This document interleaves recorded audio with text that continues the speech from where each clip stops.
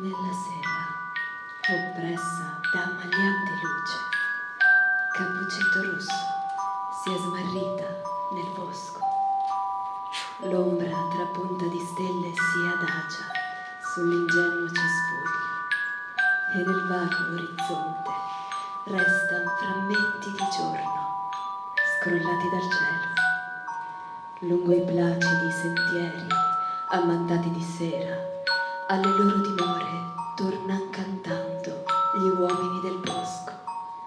Cappuccetto Rosso, piangente e impaurita, presso l'uscello cammina e nell'acqua che scorre la luce dei suoi sguardi depone un palpito di luna che schiude le corolle dei fiori addormentati.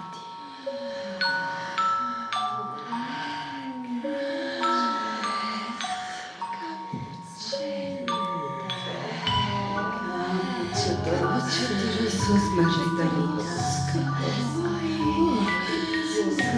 Adesso andiamo adesso con me. C'era il tuo sguardo che non mi dà il tuo sguardo. Ti cingeremo al collo con raggi di sole immagini. Cappuccetto Rosso, dei nostri cuori ti insegneremo lieti danze con il vento. Il vento assai buono. Tu non lo conosci. Noi non abbiamo, tu non lo conosci. E lui ci porta i profumi, ci porta il profumo divino che furta. Radicati accanto a radicati. Accanto a me faremo di te un papavero rosso immenso. Come mai? Immenso come mai?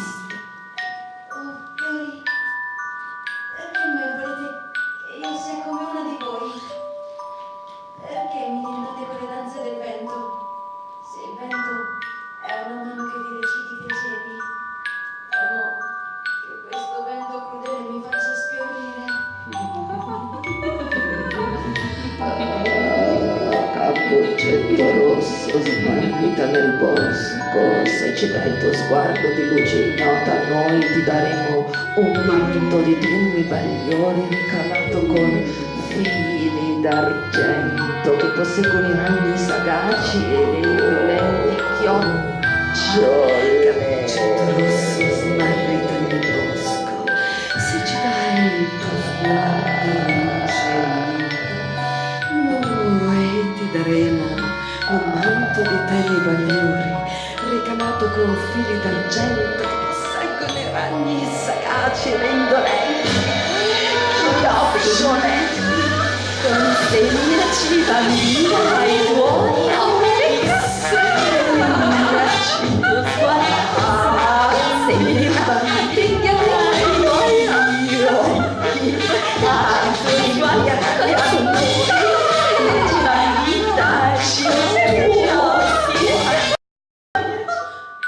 A cosa vi servirebbero?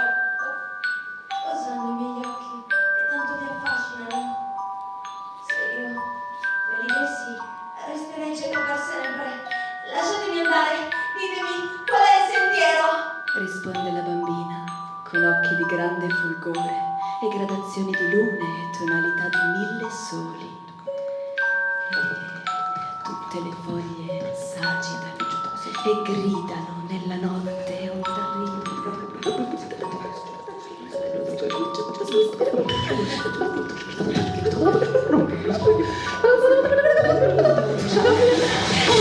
Mortali, se il Cappuccetto Rosso lo sentirebbe tagliare il tempo di illusioni popolato da farfalle anziché da gioielli che fumano dolcezze dal pistino dei capelli. Vogliamo essere la tua vita, volare nei tuoi baci, fonderci con i nostri colori, averli amarre io della tua umile innocenza.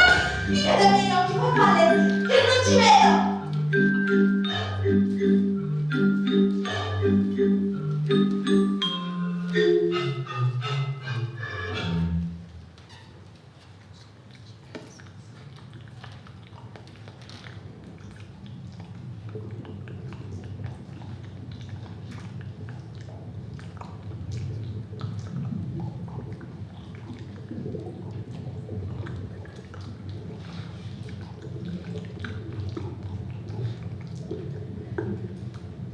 cappuccetto rosso giunge correndo all'acqua che scorre e l'acqua del ruscello sussurra dolcemente.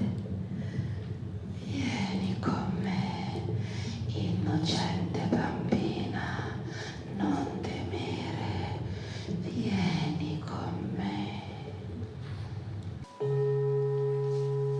Appena giunta in paradiso, si trovò dinanzi ad un albero che era insieme uomo e donna. Sei tu, l'albero della vita. Era tutt'occhi, ogni cosa le piaceva moltissimo. Sentiva chiaramente di trovarsi alla fonte della vita. Sei tu. E di nuovo vide un albero che era insieme sole e luna. Sei tu, l'albero della vita. Dalle vergini sacre sei amato, Trascinami con te.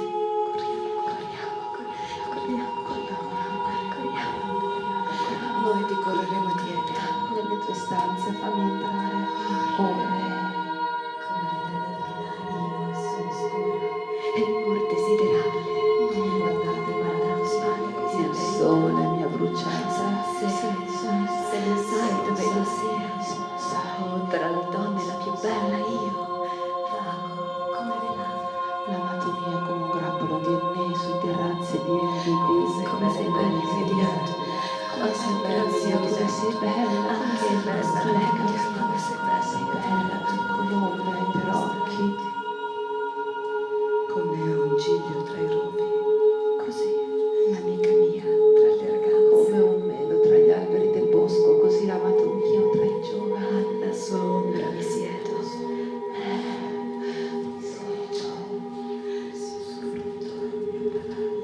Portami nella cantina, Portami il tuo splendore d'amore, portami nella cantina con dolce amore, come sostenetemi, sostenetemi, sostenetemi. Muoio d'amore. La sua sinistra sta sotto il mio capo e la sua destra mi stringe all'amplesso. Una voce mi dice, ecco, vieni. Ecco le montagne, lo salta per una voce, gazzella, pianto sfumato. Ora per le montagne, sento una collina, una gazzella, Ecco, si ferma dietro le invidiate, balenano i suoi occhi dalle grate. parla e mi dice, alzati amica mia, bella, amata mia, vieni. Ecco, l'inverno è passato, la pioggia è cessata, sorgi dunque, amata mia, bella mia. Vieni, il tempo del cantare è vicino. Sorgi, amica mia. Cos'ha il tuo diletto più di ogni altro diletto? Dove è andato il tuo amato? Dove è andato il tuo amato? Da quale parte il tuo amico è andato? Lo cercheremo con te. Nessuno è solo. 60 le regine, 80 le concubine e le vergini sacre senza fine. Chi è costei? Chi è costei che sorge come aurora, come sole sicura, bella quanto la luna, terribile come schiera in campo? Dalle regine e dalle concubine lodi riceve, opie da me, opie assalitori. Come sono belli i tuoi piedi nei sandali, figlia di principe. Io del mio amato sono. Le curve dei tuoi fianchi sono come monili, opera di mani d'artista. Sento il suo desiderio su me. Il tuo ombelico è una coppa rotonda che non manca mai di vino drogato. Vieni, mio diletto, usciamo per la Il campagna. tuo ventre è un mucchio di grano circondato da cigli. Ascolta la mia voce, fammi la tua sentire, oh amato mio, che fuggi. La felicità è ovunque, sui monti, nelle valli, nei fiori e nei cristalli. Con queste parole l'uccello, spensierato, scosse le sue piume, rise un'ultima volta e poi rimase seduto, immobile, seduto fermo nell'erba. Ed ecco l'uccello era diventato un fiore variopinto. Le piume si erano trasformate in foglie, le unghie, in radici, nella gloria dei colori, nella danza e negli splendori l'uccello si era fatto pianta. E subito il fioruccello cominciò a muovere le sue foglie e i suoi pistilli. Già era stanco del suo essere fiore, già non aveva più radici. Scuotendosi un po' si innalzò lentamente e fu una splendida farfalla che si cullò nell'aria senza peso.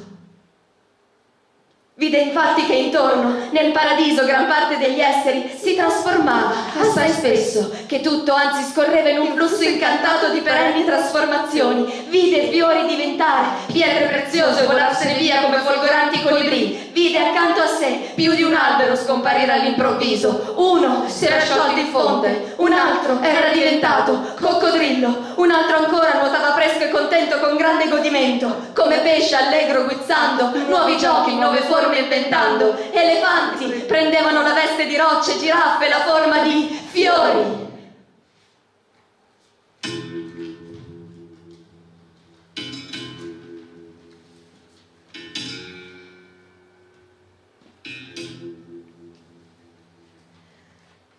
La fanciulla di un fruscio tra le foglie dell'albero alzò lo sguardo e sentì con un improvviso dolore al cuore nuovi pensieri, nuovi desideri, nuovi sogni muoversi dentro di lei. Attratta da quella forza sconosciuta si sedette sotto l'albero e solo appariva solitario e bello, dolce e nobile nella sua muta tristezza. Era incantata dalla canzone che sussurrava lieve la sua chioma. Si appoggiò al suo tronco ruvido e sentì l'albero rabbrividire profondamente. Sentì lo stesso brivido nel proprio cuore. Nel cielo della sua anima scorrevano nuvole, dai suoi occhi cadevano lentamente pesanti lacrime. Stava succedendo.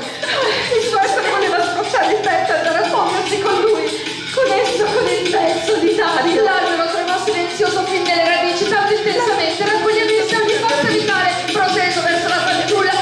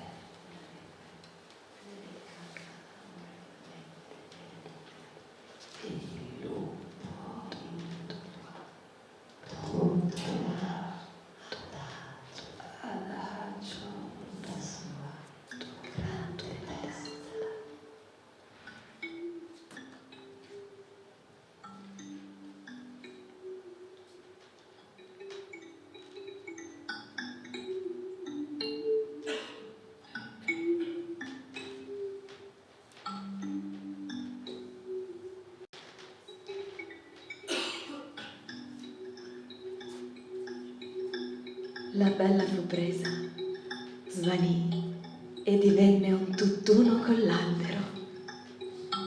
Si affacciò dal suo tronco come un robusto, giovane ramo fatto di donna, che rapido si innalzò verso di lui.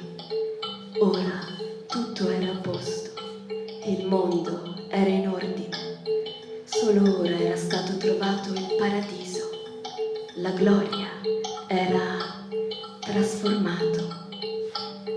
E poiché questa volta aveva raggiunto la vera, l'eterna trasformazione, perché da una metà era un tutto, da quell'istante poté continuare a trasformarsi tanto quanto voleva. Incessantemente il flusso fatato del divenire scorreva nelle sue vene, perennemente partecipava alla creazione risorgente ad ogni ora. Divenne capriolo, divenne pesce, divenne uomo e serpente, divenne nuvola e uccello. In ogni forma però era intero, era una coppia. Aveva in sé luna e sole,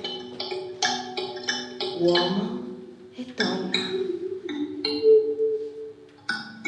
Scorreva come fiume gemello per le terre, stava come stella doppia in cielo.